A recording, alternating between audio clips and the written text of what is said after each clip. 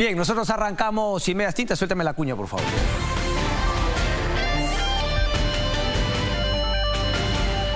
Bien, vamos a conocer un poquito más, ¿no?, de los nuevos ministros que han juramentado esta noche. Hay que decirlo de manera sorpresiva, hoy, sobre todo en el horario. No de manera sorpresiva porque ya se estaba barajando ese run de que iban a haber cambios de ministros. Sí llama la atención, ojo, que otro de los ministerios, de las autoridades, ministra en este caso, que estaba también con una censura pendiente en el Congreso de la República, es la ministra Betsy Chávez, ministra de Trabajo. Sin embargo, ella no ha salido de su cargo. Grandes preguntas, ¿no? ¿El Congreso de la República va a continuar con la censura? ¿Es una carta que no quiere soltar el gobierno? O por ahí, lo que conversábamos con Mónica, será que, claro, le dan una oportunidad más a Betsy Chávez para que el Congreso recule de la censura, justamente por los exabruptos de Patricia Chirinos en finalmente esa participación.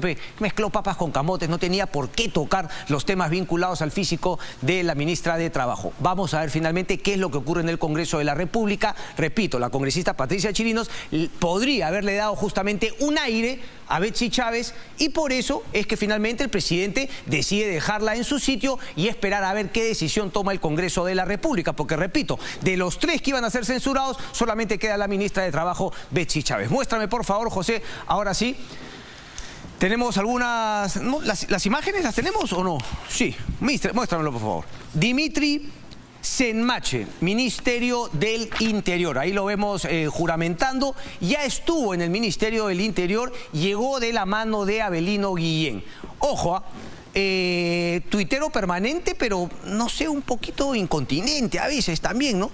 Dispara a diestra y siniestra, y vamos a ver en breve algunos tweets que escribió sobre este gobierno. No solamente sobre este gobierno del año pasado, no, sobre quien es actualmente su jefe directo. Hablo del presidente del Consejo de Ministros, Aníbal Torres.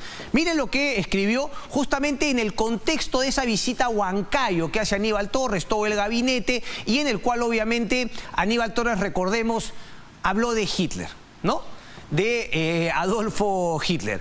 Cuando escuchas decir que los problemas políticos se resuelven con más estados de emergencia, o que hay que despolitizar las protestas, y que esto lo digan ministros, todo entre comillas, con cachita, con ironía, entonces es hora de decirles adiós a tanto inepto que cobra para calentar pupitre. ¡Qué fuerte! 4 de abril del 2022. Ahí sigue, ¿no?, porque era un hilo. Es una lástima llegar a esta previsible y avisada situación, y aún en ella no encontrar atisbo de inteligencia y mínima capacidad para entender el porqué de esta convulsión social. Me encanta, finalmente, ¿no?, porque ahora tenemos que ver si es que finalmente pone sus actos, pone su honor, donde pone sus tweets, donde pone sus palabras. Porque claro, muy fácil es irte de boca, y habrá que ver si es que él va a permitir justamente esos temas. Uno podría decir a priori que hay cierta hipocresía, cierto cinismo, porque el jefe es el mismo al cual Dimitri Senmache criticaba, cuestionaba con razón cuando habló finalmente de Hitler. ¿Va nuevamente él sí a volver a tocar políticamente el tema de las protestas? No sé, vamos a ver. ¿Va a renunciar si es que Aníbal Torres insiste en alabar a Adolfo Hitler? No lo sabemos, habrá que ver. Pero antes de que vayan a ser borrados, ojalá, yo quiero creer que no los va a borrar, vamos a ver si es que va a actuar en coherencia con los que escribió hace algunas semanas. Termino uno más, ¿no? Dice, cada vez... Este gobierno, con ese término, este gobierno tuvo, y hay que decirlo, grandes oportunidades, ¿y qué hizo con ellas? Las pisoteó, las menospreció, las acalló para escuchar solo lo que decían los siervos y payasos que solo sirven al rey para entretenerlo y hacerlo escapar de la realidad. Yo imagino que él está, por eso ha aceptado el cargo, ¿no?, convencido a no ser justamente uno de esos payasos que sirven finalmente al rey para... no, divertirlo, para entretenerlo. Vamos a ver. Uno es esclavo de sus palabras y de sus tweets. Habrá que ver finalmente si es que hay coherencia o no en lo que escribió el actual ministro del Interior. Nuevos ministros, Javier Arce en el Ministerio de Desarrollo y de Desarrollo Agrario, Desarrollo y Agricultura. Javier Arce reemplaza a Óscar Sea. Pistolita, Óscar Sea. Qué pena, porque yo había justamente puesto el audio que tuvo en la entrevista con el amigo, ¿no?, de RPP, Omar Mariluz.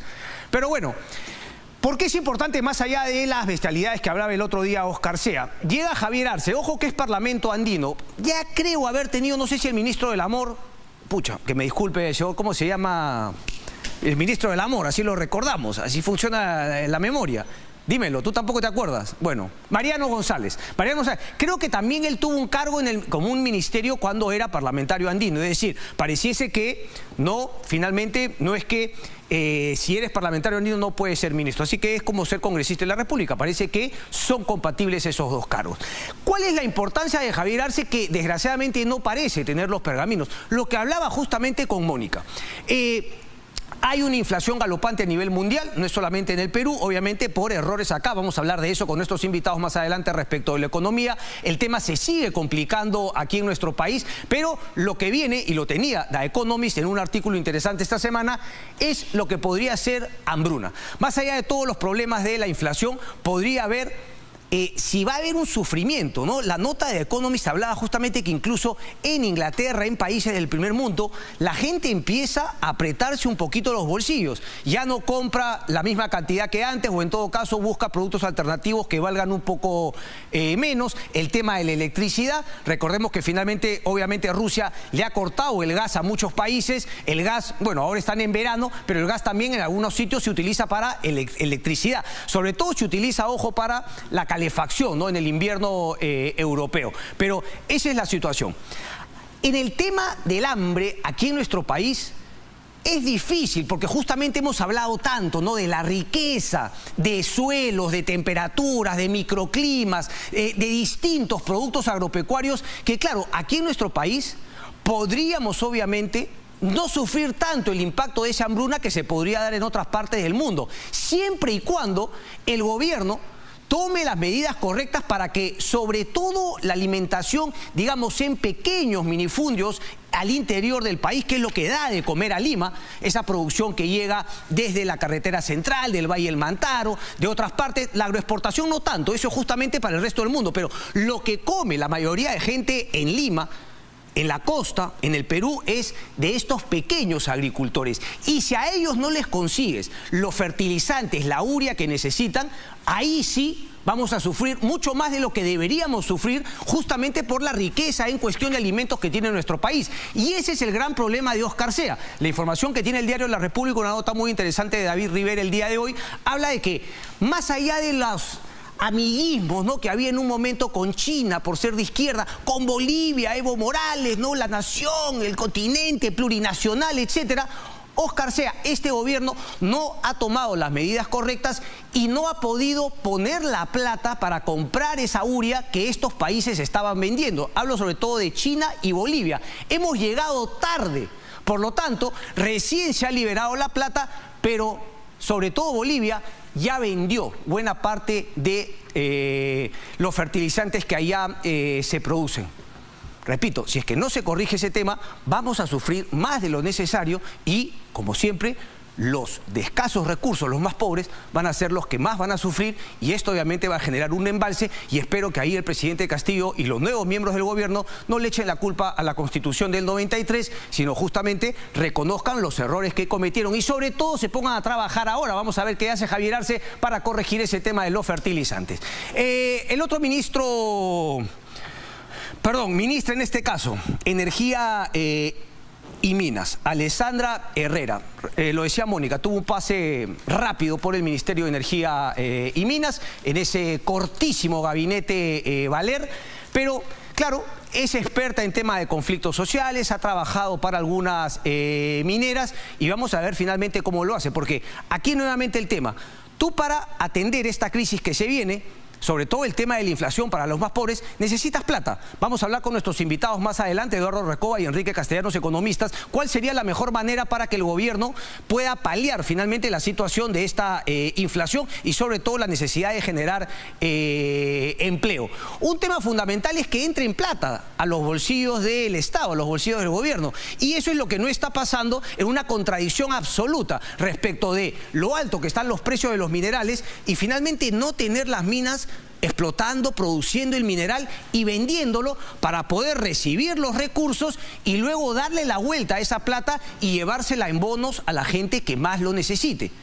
Eso es fundamental y sin embargo Las Bambas está paralizada hace más de un mes y varias regiones, varias comunidades, varios ciudadanos están perdiendo una cantidad de dinero tremenda, repito, en una situación tan complicada como esta. Alessandra Herrera. Solamente muéstrame la última y luego vamos con los tweets porque nuevamente la pregunta es, digamos, ¿qué ha generado esto, no?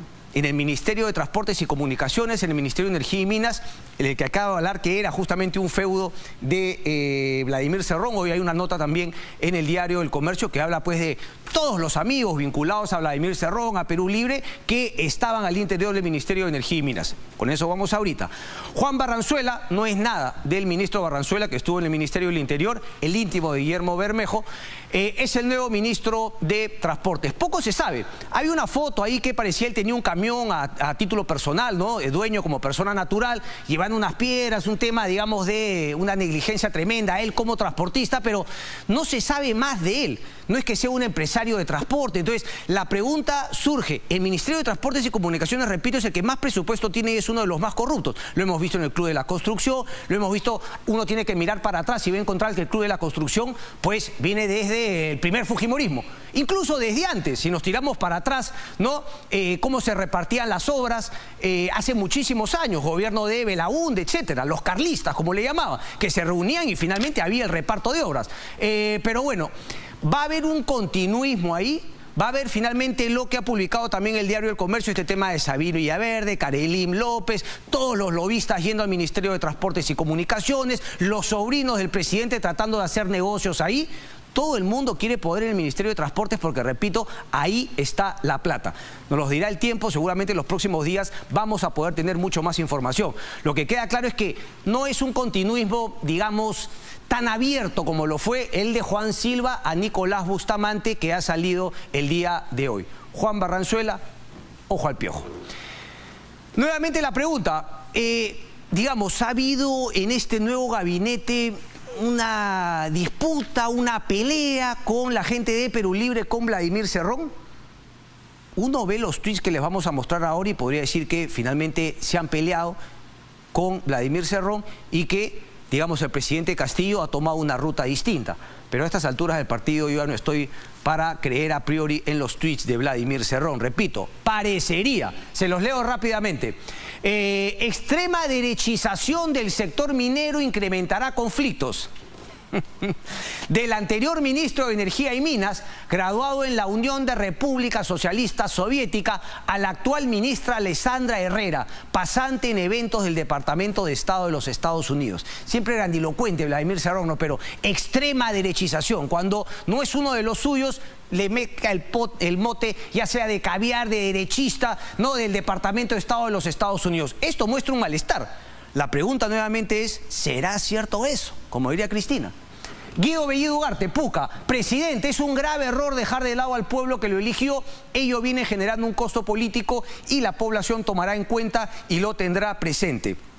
Ahora, podría ser que efectivamente hay un quiebre y no ha mantenido a la gente de Cerrón en estos ministerios, sobre todo de Energía y Minas. Y eso podría también tener un correlato con lo que planteamos en un cuadro la semana pasada. Este quiebre en el Congreso de la República de la bancada de Perú Libre, que solamente ha quedado, José, 22 congresistas, que se han ido justamente, ¿no?, los del magisterio a una nueva bancada. Es decir, ya no depende únicamente Pedro Castillo de Vladimir Cerrón y de ese núcleo duro de Perú Libre para evitar, por ejemplo, ¿no?, la vacancia o tener los votos para adelanto de elecciones. Ahora hay otras personas con las cuales negociar para finalmente protegerse, blindarse. Quizá por eso decide romper con Vladimir Cerrón. Eso es un wishful thinking, como dicen los gringos. Bueno, repito, es decir, un deseo, ¿no? Un deseo más que una realidad. Habrá que ver finalmente en los hechos y sobre todo cómo se desempeñan los nuevos ministros en el cargo. Quiero seguir tocando el tema de Las Bambas porque, repito, en una situación como esta es fundamental, respetando el tema de las comunidades, ¿no?, a las comunidades y sobre todo a toda la gente que ahí trabaja, poner nuevamente a caminar Las Bambas.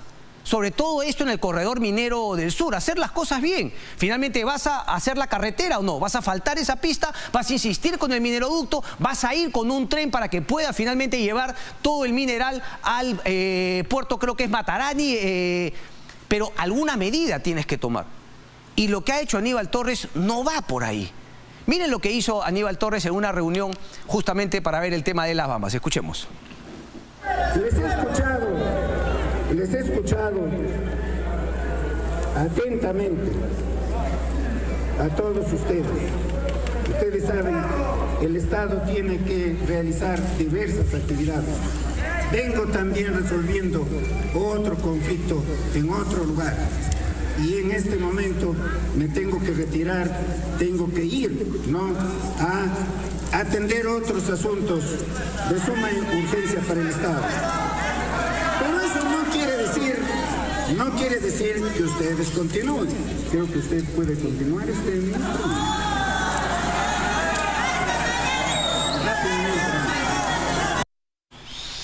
No, Diana Miloslavis no sabe a dónde mirar y claro, no parece que Roberto Sánchez de Comercio Exterior y Turismo le pasa a Davos y le dice ¿de qué me estás hablando? El de Defensa se ríe porque ya no sabe, ¿no?, si llorar. Y además la pregunta es válida, José, ¿se fue efectivamente? ¿Se sabe de ese día del premier Aníbal Torres lidiando para resolver algún otro conflicto? Se fue a un evento es muy distinto de otro conflicto. Este es un conflicto que, repito, le está trayendo problemas a la economía de la región, pero a la economía nacional. Y no hablo pues de la plata de los mineros ni nada. Hablo justamente de la plata que entra a las arcas del Estado peruano para poder, de alguna manera, ¿no?, qué sé yo, calmar la necesidad de muchos ciudadanos peruanos. Puede ser a través de bonos, puede ser a través de otra manera, pero esa plata tendría que dar sobre todo si te va a dejar más impuesto por el alza que ha tenido o que tiene el precio de los minerales actualmente en el mundo. Obviamente esto generó más incomodidad en los ciudadanos que están en la zona del conflicto de las Bambas, y esto fue lo que le respondió un dirigente de la zona. Ponlo, por favor. Hemos esperado desde las 11, según la carta que nos ha llegado, vienen a la última hora y se retiran. Aquí tiene que dejar las cosas claras. Las comunidades hemos estado con la voluntad de dialogar. Por lo menos esperábamos una respuesta de parte del premier. Pero aquí nos ha escuchado y se ha ido. Yo creo que, hermanos, vamos a esperar hasta su regreso y nosotros también nos retiraremos. Gracias. Bomba de tiempo, el tema sigue ahí. Vamos a esperar que ojalá la nueva ministra de Energía y Minas, ¿no?, pueda tomar el toro por las astas y pueda llegar a soluciones. Hay temas importantes.